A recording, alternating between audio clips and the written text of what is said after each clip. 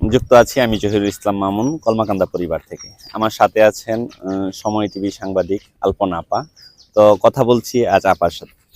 আপা, সার্বিক বন্যা পরিস্থিতি আপনার যে ভিজিট করেন, বিভিন্ন এলাকায় গেলেন, এটা কেমন মনে হলো আপনার এখানকার পরিস্থিতিটা?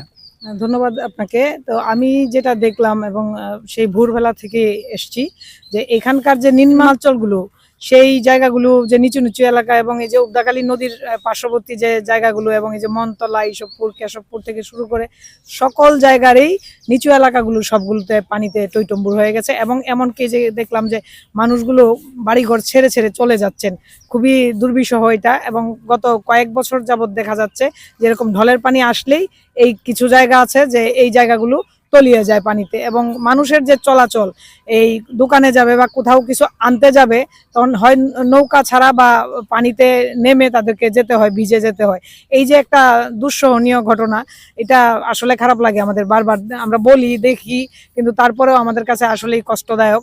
কিন্তু এটার পেছনে যেটা আমার মনে হয় যে আমরা যদি পরিকল্পনা মাফিক, যে এই যে প্রশাসন আসলো, কিছু দিল, কিছু মানুষ পেয়েছে, কিছু মানুষ পায়নি, এরকম কিছু ব্যাপার হয়ে যায়। যেমন এখানকার যে কিছু মানুষের যে অভিযোগটা শুনলাম আমরা, যে এখানের স্থানীয় যে চেয়ারম্যান বা মেম্বার, তাদের যে আত্মীয় স্বজন বা তারা নিজেরাও যে অনেককে পরিচিত জনদেরকে দেখে দেখে কিছু মানুষকে দিচ্ছেন, তাদের অভিযোগ, আর কিছু মানুষকে দিচ্ছেন না, হয়তো বা তার পক্ষের না বা তাকে ভোট দেয় না, এরকম টাইপের মনে করার কারণে এই কাজটা হয়েছে। তো আমরা আশা করব, এখন মানুষ দুর্যোগে, এখন কে কার পক্ষের কে কার বিপক্ষের এই জিনিসটা দেখার সময় না।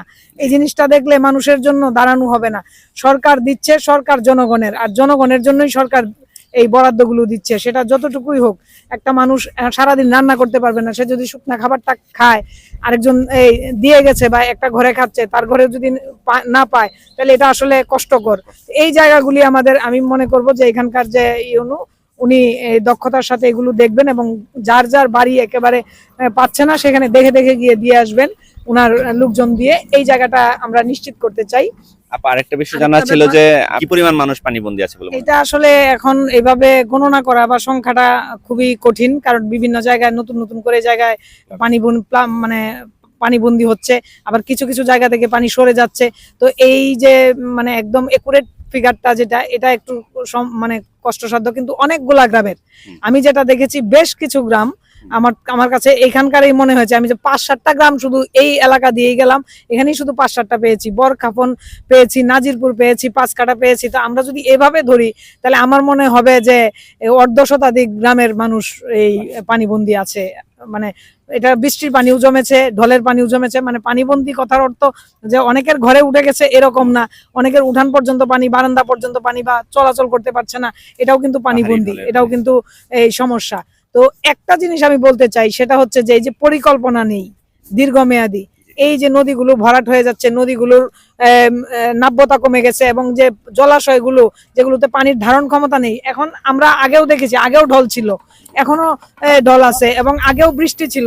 আষাঢ় মাসে সবসময় বেশি পানি থাকে, সব সময় ছিল, কিন্তু তখন এইভাবে প্রতি বছরে বছর এইভাবে কিন্তু প্লাবিত হয় নাই, বা এইভাবে এই এই অঞ্চলগুলো এখন বরঞ্চ রাস্তা হয়েছে, আগে কিন্তু রাস্তা ছিল না। তো সুতরাং আমাদের ওই জায়গাগুলি দেখতে হবে যে ড্রেনেজ ব্যবস্থা নাই, এবং যে রাস্তাগুলো হয়েছে সেগুলোর সাথে পানির যে যাতায়াতের ব্যবস্থা, এবং বক্স কালভার্ট যেগুলো হয়েছে এগুলো দিয়ে যেতে পারে না। ঢলের পানিটার সাথে সাথে যদি ডিসপাস হয়ে যেত, তাহলে এই সমস্যাটা হতো না। এবং নদীগুলোর যদি ধারণ ক্ষমতা থাকতো, তাহলে আমার মনে হয় এই এতটা সমস্যা হতো না। তো এইগুলো থেকে উত্তরণ ঘটাতে হলে আমার মনে হয় সবার সমন্বয়ে, সকল জনপ্রতিনিধি, প্রশাসন থেকে শুরু করে সকল উইংস যতগুলো আছে আমাদের দেশের সরকারের, সকলের সমন্বয়ে আমার মনে হয় দীর্ঘভাবে একটা চিন্তা ভাবনা, পরিকল্পনা নিয়ে এই সমস্যা থেকে উত্তরণ ঘটানো সম্ভব। জি, ধন্যবাদ।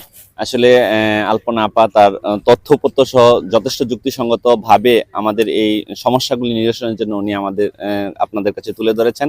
আমরা যথাযথ দায়িত্বশীলদের দৃষ্টি কামনা করছি। পাশাপাশি এই বন্যা পরিস্থিতি থেকে আমরা অতি নিকটেই যেন আল্লাহ তাআলা আমাদেরকে সাহায্য দান করেন, এই প্রত্যাশা রেখে আজ এখানেই বিদায় নিচ্ছি। আসসালামু আলাইকুম ওয়া রাহমাতুল্লাহ।